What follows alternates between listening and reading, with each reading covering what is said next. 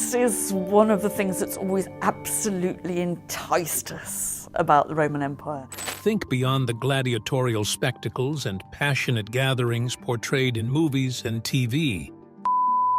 In ancient Rome was a cornerstone of both culture and personal pleasure.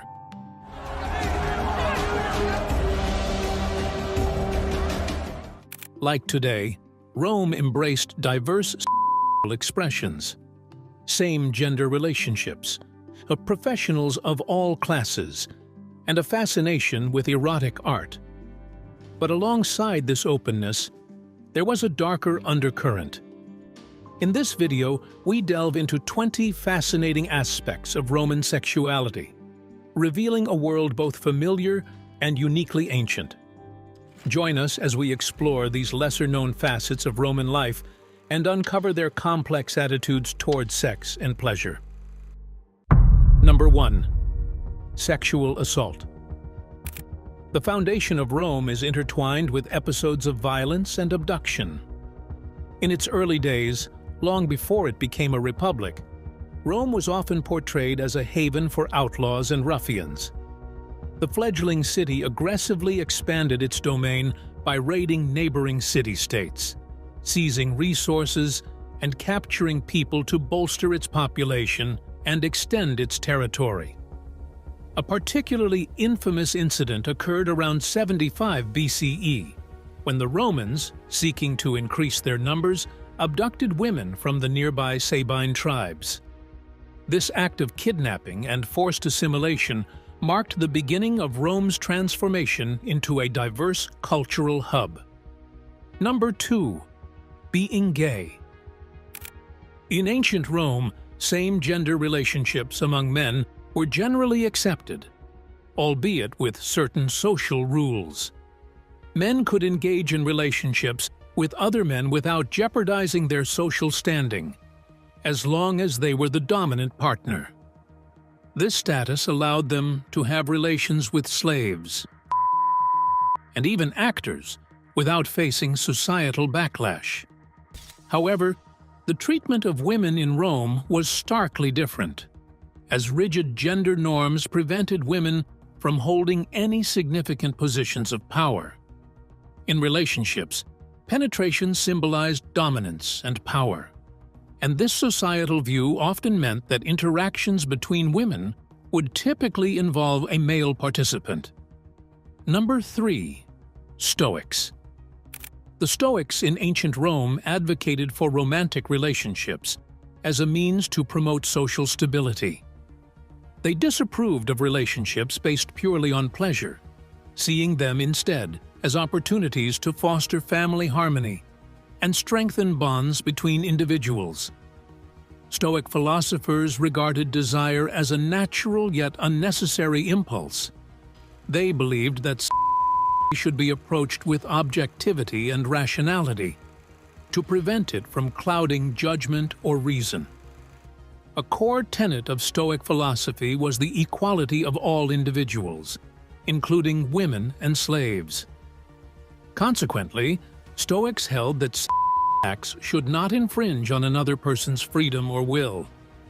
Number 4. Gladiators. Gladiators in ancient Rome were not confined to the arena. They also performed in various social settings. Entertainers were among the lowest social classes, only slightly above slaves, and were often treated accordingly.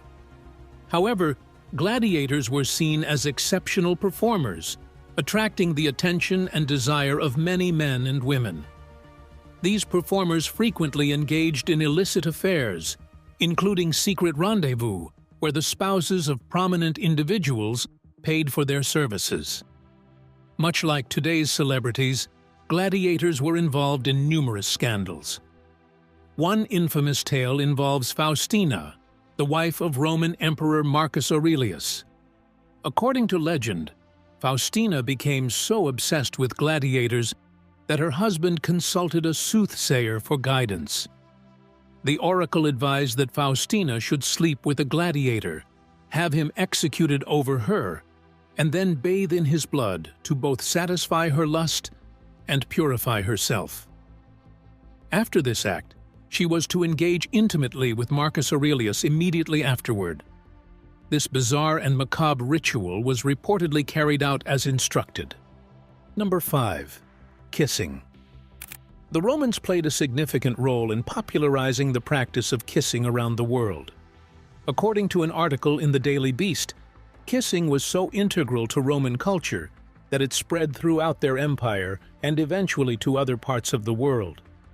Roman men developed a strong affinity for kissing, embedding it deeply into their laws and social customs. They were meticulous about the etiquette of kissing, including the appropriate manner, timing, and context for the different types of kisses.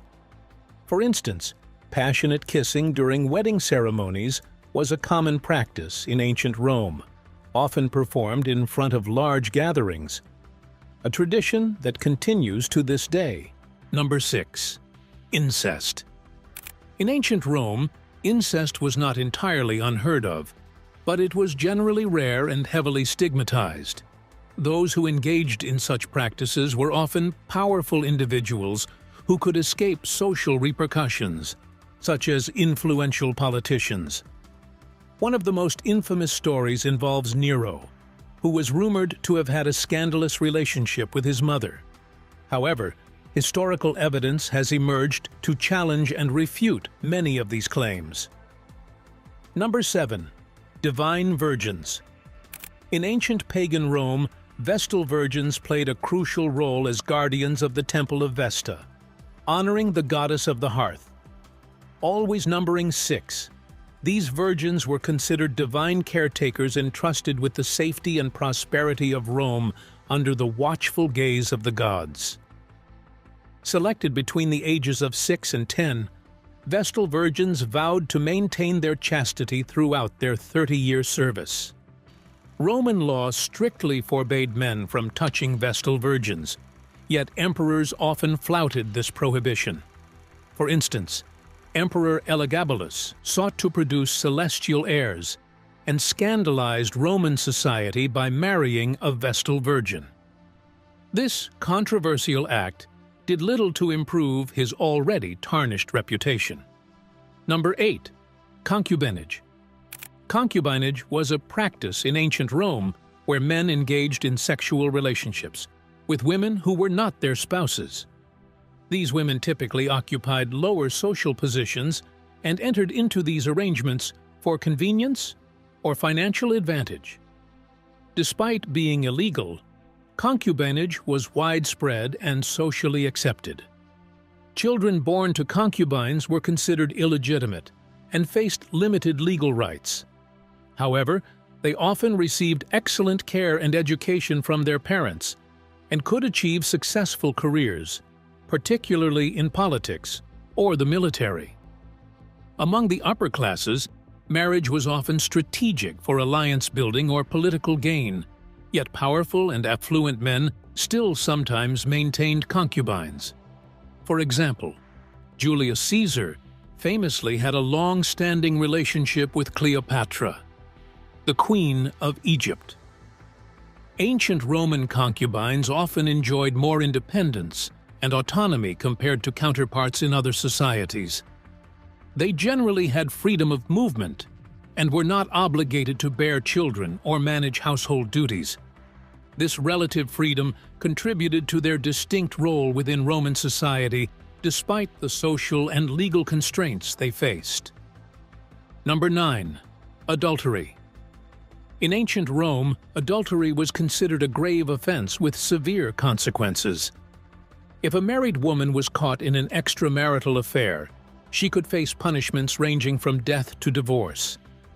Men could also be punished for adultery, albeit typically less severely. They might be fined or required to divorce their wives.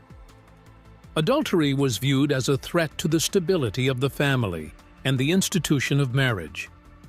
It was believed to pave the way for more serious crimes, such as murder. Punishments were administered under the authority of the father or the senior male figure in the family, who was responsible for meting out justice. If death was not prescribed, the guilty woman often faced additional penalties, such as being permanently barred from remarriage. Number 10. Literature and erotic art.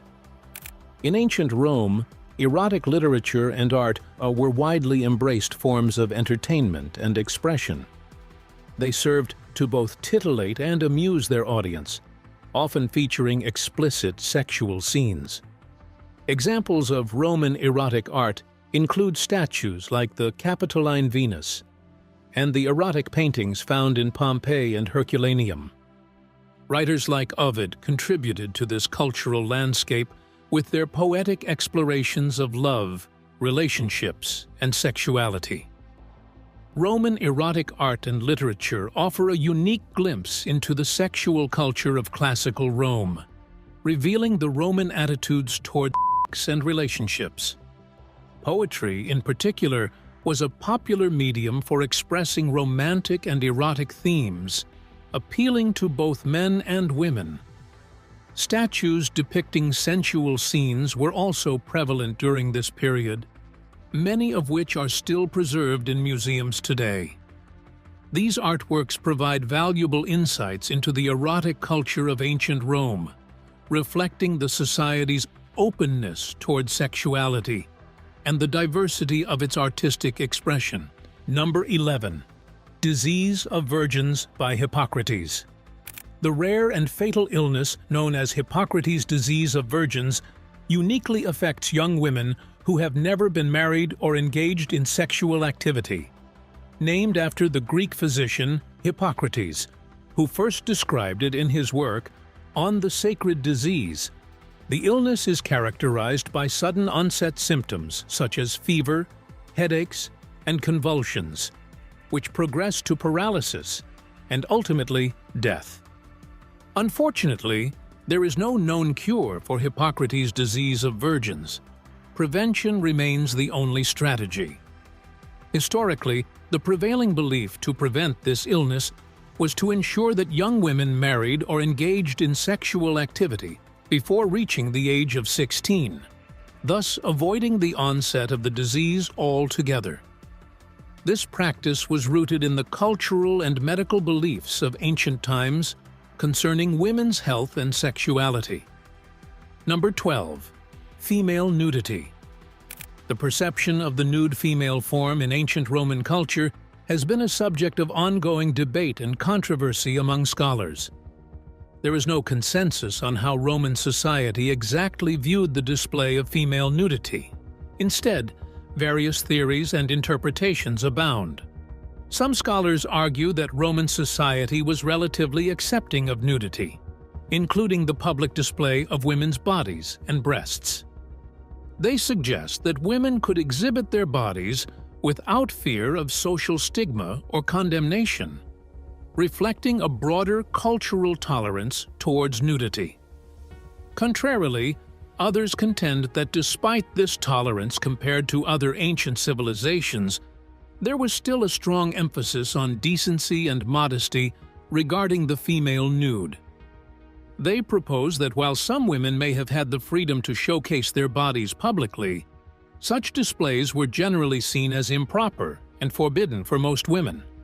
Overall, the perception of female nudity in ancient Rome remains complex and multifaceted, shaped by cultural norms, societal expectations, and individual interpretations from historical evidence. Number 13. Lex Scantinia law. In ancient Rome, the Lex Scantinia legislation strictly prohibited freeborn men from engaging in sexual relations with the wife, daughter, or mother of another freeborn man.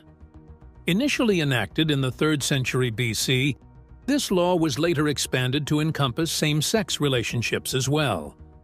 Penalties for violating the law included banishment, execution, or confiscation of property. The legislation governed various forms of sexual conduct, including adultery, pederasty, and the passive role in homosexual acts. Notably, it prescribed the death penalty for free men involved in homosexual activities under these circumstances. Number 14. Existence of sex toys. There are numerous myths and rumors surrounding historical sex toys, such as the infamous tale of Cleopatra, purportedly using a vibrator filled with bees, though the authenticity of such stories is often questioned. However, within Greco-Roman culture, there exist numerous illustrations and literary references to objects designed to resemble male anatomy. These objects were crafted from various materials such as stone, tightly packed leather, and even specially shaped bread. The cultural expectation at the time was that any sexual act would involve penetration, reinforcing the belief that sex was inherently a penetrative act. This perspective dictated that even in scenarios where one assumed a more passive or receptive role traditionally associated with femininity, there was an expectation of some form of penetration. Number 15. Fluid sexuality. In ancient Rome, it was customary for couples to invite others into their relationships for variety, with gender becoming irrelevant once everyone involved was content and the family unit remained stable. Emperor Hadrian's second cousin and wife, Vibia Sabina, was unaware of his involvement in such polyamorous relationships. Eventually, Hadrian found a deep connection with a teenage boy named Antinous, whom he regarded as his soulmate. However, after Antinous mysteriously disappeared, Sabina reportedly lost her happiness. Overcome with grief, Hadrian declared Antinous to be a deity and commanded that he be worshipped throughout the empire. This episode underscores the complex attitudes towards relationships and sexuality in ancient Rome, where emotional bonds and societal norms intersected in profound ways. Number 16. Deviant emperors. The pursuit and consolidation of absolute power have historically enabled some individuals to commit acts of extreme depravity and cruelty. Emperor Nero, for instance, infamously transformed a man into a eunuch and married him. This man bore a striking resemblance to Nero's late wife, whom he had killed while she was pregnant. Nero even used his deceased wife's clothing to dress his new eunuch bride. Emperor Caligula, known for his erratic behavior, engaged in incestuous relationships, including with his sisters well into their adulthood. He hosted scandalous adults-only parties and indulged in every carnal desire, often taking women from their husbands. Emperor Tiberius, however, is often regarded as one of the most debauched Roman emperors. He not only engaged in abnormal sexual activity, which was sadly common in that era, but he also went further by reportedly preying on infants, a heinous act that illustrates the depths of his moral degradation. These examples underscore the unchecked power and moral decay that could manifest among those wielding absolute authority in ancient Rome, revealing the darkest facets of human behavior when unrestrained by societal norms or accountability. Number 17. Roman orgies. The notion of widespread orgies and sexual debauchery in ancient Rome is often sensationalized, with much of the imagery stemming from accounts by historians like Suetonius in Lives of the 12 Caesars. However, many scholars argue that these depictions likely contain a mix of gossip and exaggeration. It is true that Roman emperors such as Tiberius and Caligula indulged in extravagant lifestyles, including organizing and attending orgies. Tiberius, for instance, famously lived lavishly on the island of Capri and would summon attractive young women from across the empire to satisfy his desires. The exposure to such excess and immorality, witnessed by a young Caligula, likely influenced his own mental state. However, orgies, sex parties, and group sex were likely exclusive to a very small segment of the upper class.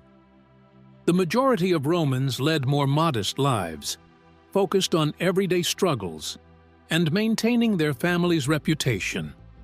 Roman orgies should not be confused with religious ceremony that sometimes involved nudity, such as those honoring fertility gods like Bacchus or Lupercus. These rites occasionally became rowdy, prompting reforms by Roman authorities. For example, in 186 BC, the Bacchanalian cult, known for its revelry, was suppressed and replaced with a more regulated form of worship. In summary, while instances of extravagant sexual gatherings did occur among the elite, they were not representative of everyday Roman life, which was generally more restrained and focused on societal norms and family honor. Number 18. Castration and circumcision. The practices of castration and circumcision held significant cultural and religious implications in ancient Greece and Rome, each associated with distinct contexts and consequences. In the 3rd century BC, the worship of Cybele, a Phrygian goddess, was introduced to Rome, incorporating the ritualistic castration of foreign priests known as the Galli. This practice was confined to these priests, while Roman citizens organized their own sodalities to uphold traditional honors. Circumcision, meanwhile, held diverse meanings across different cultures.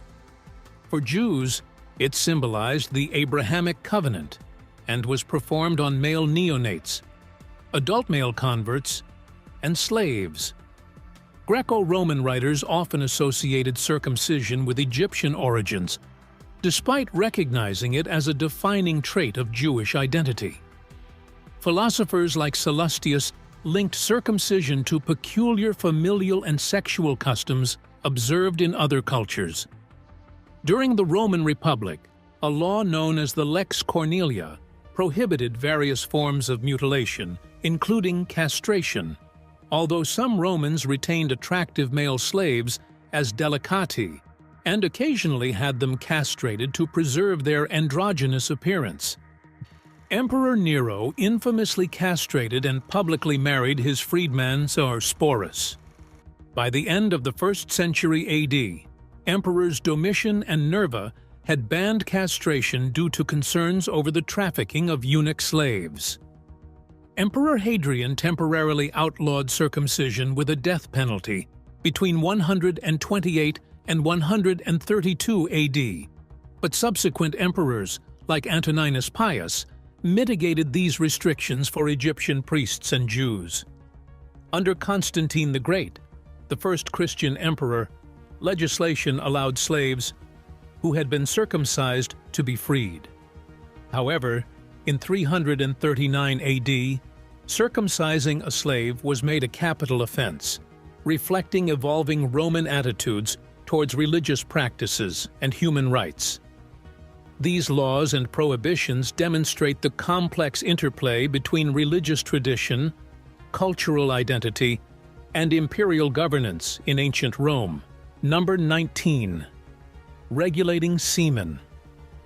In ancient Greek and Roman medical beliefs, the frequency of ejaculation was thought to directly affect a man's health and vitality. According to these beliefs, which were rooted in the theory of the classical elements and humors, excessive ejaculation was believed to weaken men. Practices recommended to mitigate this included avoiding foods that cause flatulence and using therapies that were cooling, drying, and astringent to reduce the production of semen. Galen, a prominent medical writer of the 2nd century AD, described semen as a mixture of blood and pneuma, vital spirit, that forms within a man's coiled spermatic veins. The humor, influenced by heat, entered the testicles and turned white in color. Ancient texts, including the Priapeia, warned that uncontrolled spreading of pneuma through semen could lead to a loss of masculinity, mental clarity, physical strength, and a powerful voice, qualities highly valued in ancient society. It was believed that sexual activity could specifically impact the voice, prompting actors and singers to sometimes undergo infibulation, a procedure to restrict sexual activity to protect their vocal abilities. Quintilian, a Roman rhetorician, cautioned against sexual activity for orators who sought to develop a deep, commanding voice for courtroom speeches. The concern over these issues extended to figures like Calvus, a 1st century BC avant-garde poet and orator who reportedly slept with lead plates over his kidneys to prevent nocturnal emissions, which were thought to deplete vital energies. These beliefs and practices reflect the complex interplay between ancient medical theories, cultural norms, and the pursuit of physical and intellectual excellence in Greco-Roman society. Number 20. Sex in the military. In ancient Rome, the behavior of soldiers regarding sexual conduct was expected to align with societal norms of self-control and respectability. Adultery was strictly punished, with guilty soldiers often barred from re-entering the military and receiving dishonorable discharges. While commanding officers might prohibit pimps and prostitutes from military camps, the presence of camp followers, including possibly prostitutes, was generally tolerated and only became a concern when it disrupted order. Historically, the violent exploitation of war prisoners, including sexual violence, was not legally considered rape in Roman times. During wartime, the sacking of cities could include mass rape as a form of punishment or intimidation. However, if a siege ended diplomatically, the local population typically avoided enslavement or physical harm. While instances of mass rape did occur sporadically, surviving texts do not suggest it was a systematic or intentional population control method. After conflicts, Roman soldiers stationed in provinces and territories under treaty were held to stricter standards regarding sexual misconduct than citizens at home. For example, the governor Sertorius in Roman Spain executed an entire cohort when a soldier attempted to rape a local woman, emphasizing respect and cooperation with conquered peoples. During Roman civil wars, however, instances of mass rape as punitive measures were more common, reflecting the chaotic nature of internal conflicts compared to Roman military operations outside the empire. These practices highlight the varying standards and ethical considerations surrounding sexual behavior in different contexts within ancient Roman society. And that concludes our exploration of 20 curiosities about sexuality in ancient Rome. If you enjoyed this video, remember to like, share, and subscribe for more fascinating content. Thank you for watching, and see you next time.